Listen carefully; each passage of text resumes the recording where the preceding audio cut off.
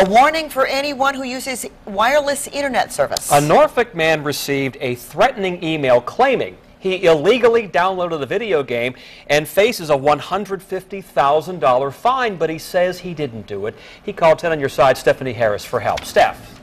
Tom, the Entertainment Software Association sent that threat of the huge fine for him, also threatened to take him off of the internet. And the really scary part is this can happen to anyone with wireless internet service. John Chittick has a PhD from Harvard. So why, one might wonder, would he steal this? I've never played a video game in my life.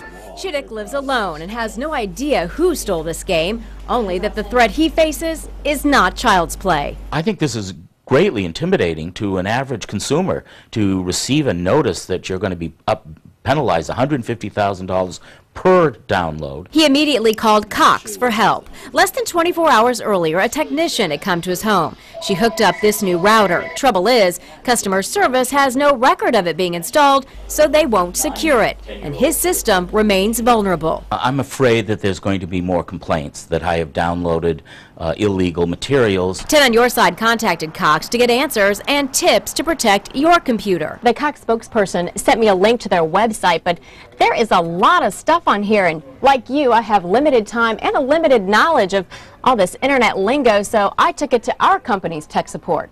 Well, the first thing you should do with a brand new router is change the administrator password. So whatever the default is, it might be password, it might be administrator, it might be admin, just change it to something else. If you don't know how, he says, the router will usually walk you through it, or you can call tech support and they will. Then set up a wireless encryption. Otherwise, anyone within 40 feet of your home could see your personal data. And the other thing you should do is set up a strong password for your wireless connections. Use lots of numbers and characters so no one can guess it.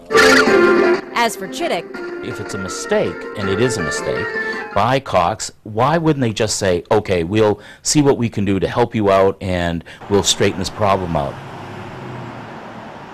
So Cox called me back late this afternoon, and here's the bottom line for Mr. Chittick. They said what happened was the router put into his home was not actually a Cox manufactured product, so their tech wouldn't put that on the work order. What he needs to do now, they said, is to call back and tell them that he has a private router and he needs help trying to secure that, or he could call an outside company like the Geek Squad for help, and that's what they recommend to anyone who's having trouble securing their line. Back to you. All right, and as for the $150,000, the Entertainment Software Association asked for an explanation and a promise that he will not download any more copyrighted material. The ESA will not take any legal action unless he does. Now, how much do you know about keeping your internet connection safe? Log on to wavy.com to find out.